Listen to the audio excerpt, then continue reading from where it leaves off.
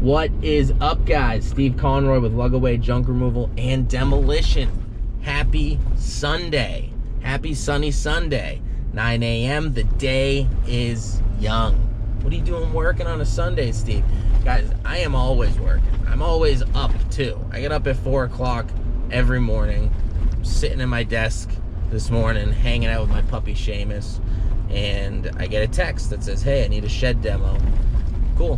Where are you? Same town I live in? Perfect. I'll be there in 20 minutes. Works. Why not? These people this lady was like, oh my God, I can't believe someone even responded. So that's one way to treat your customers. Anyways, so I wanted to take this time on my my journey this morning here to talk about residential versus commercial junk removal. Now, I'm not the know-it-all about commercial junk removal. We do a lot of commercial junk removal.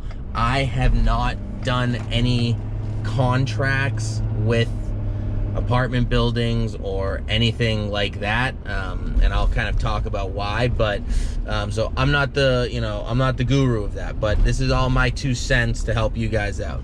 Residential versus commercial junk removal. Without further ado, let's dive in. Put the place up, yeah, we know what we made of. Can't get enough of you, boo, I'm a chaser. Face up, now I feel a little major. Alright, so one of the biggest differences between residential and commercial junk removal is the entry into the job.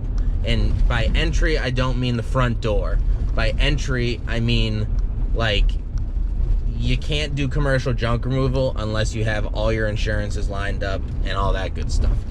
Entry to junk removal for residential, very simple. As you guys know, a guy in a pickup truck can just show up to a house and do it. It's, it's very easy. As you get legit, which you should be, you get an LLC, you get liability insurance, your workman's comp, you get all this stuff set up. But just to start out, if it's just you and your truck, you just get your LLC and you get some liability insurance in case you smash a hole in someone's wall by taking something down the stairs, something happens. Protect yourself, but that's really it. Very low entry into it. You got your truck and yourself. That's really it, and a helper. But commercial, every time we do commercial, I've sent out 4 of these in the or my insurance guys sent out 4 of these in the last 2 weeks, because in the upcoming weeks we're doing apartment buildings and office buildings in Boston, because people are moving out, right? September's right around the corner, and they want a COI, which is your certificate of insurance for your business. They want workman's comp, and they want a W-9. So you have to send them all this information beforehand. A workman's comp always takes a little bit long, not long, but it might take a day, because your insurance guy doesn't hold the policy. It's the company that holds your workman's comp policy. They have it. They have to send it out.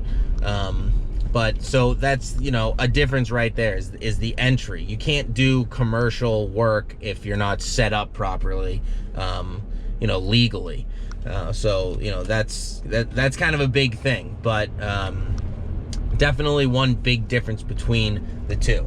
Another big difference between the two is, I guess, again, entry, but in the form of access.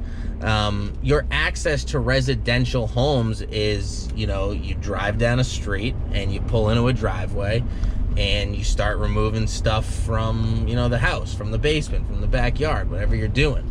Commercial stuff, you pull in. Sometimes when we're doing these retail stores, like, we just park out in front of the mall and we're walking through the mall like we're normal people. We just happen to have, mannequins and, massive tables and racks and shelves and all this stuff, and people are looking at you like you have 10 heads, because, you're walking down the mall while someone's eating an Aunt Annie's pretzel. You got a mannequin, hanging out of a barrel. So another huge thing, you got to factor in time for these jobs. You got to factor in labor. Some of the malls that we've done have kind of like underground entrances, and it pulls you right up to the back of whatever store you're doing. When we do those, I really don't charge any extra than I would a normal junk removal job because our access is really good.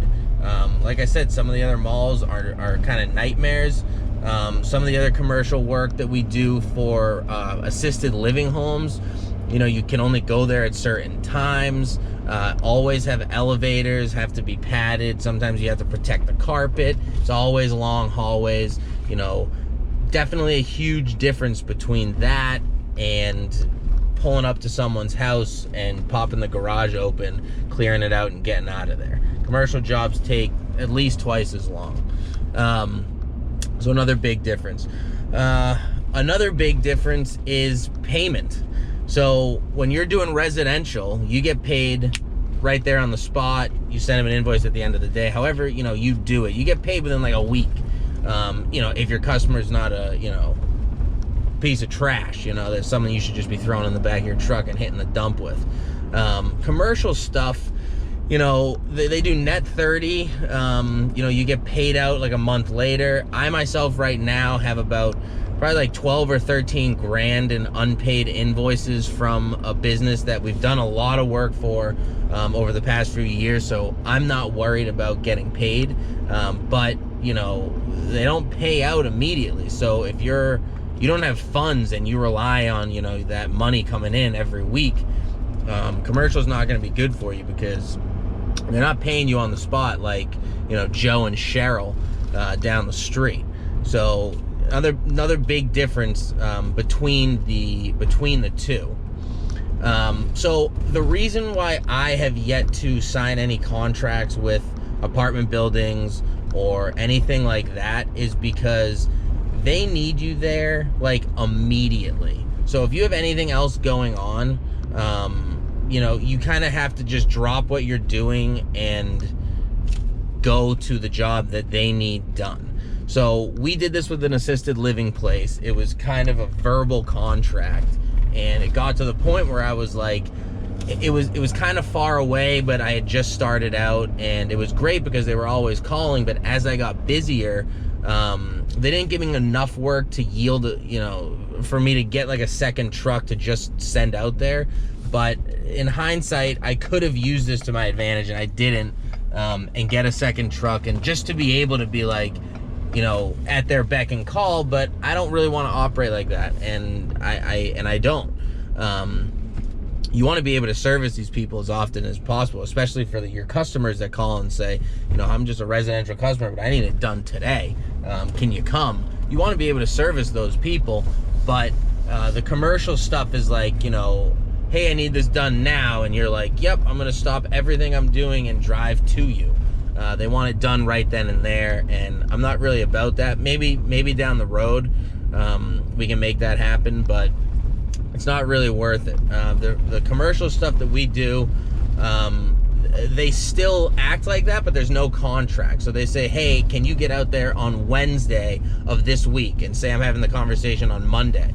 And I either say yes or no. I just say, yeah, we can definitely make that happen. Or I say, let me see if I can move something around in my schedule. Or I just say, no, I absolutely can't. The customers that I'm doing on Wednesday, you know, I can't. And that's for my position now with being just with one truck and a truck and a trailer. Now, I have a full-time driver, and I have another full-time driver coming in, and I have another truck coming in. So that's going to, you know, free up, you know, space for me to basically double book every day. I have a job at 7 o'clock on Monday. I can have 2 jobs at 7 o'clock, stuff like that. So as you're building and expanding, you'll be able to accommodate all this stuff. But right off the rip, if you can get in with some apartment complexes and stuff to keep you busy, that's great. But, you know, you just be wary that, you know, that's kind of how things go with a lot of the commercial work. So that's kind of my 2 cents on the subject. Quick video here. I'm not sure how long this is, but I know there's probably more I left out. There's always more that I left out. But I hope you guys find this video educational. I hope you guys enjoy the content being put out on the channel. I know I've been slacking a little, but we've just been slammed with work and the heat, and I'm busy with hiring and all this stuff. I'm gonna make a video sharing my experience about hiring. it's a fucking nightmare. That's all I can tell you. But anyways, thank you for watching the video. Subscribe to the channel if you're new to the channel. Check everything out. Go to the JRA links down below. These are the guys that do all my SEO, all my Google ads, all that stuff. They're just a wealth of knowledge from these guys. They do a great work with all of their customers. They have customer testimonial videos. Like I always say, it's family over there.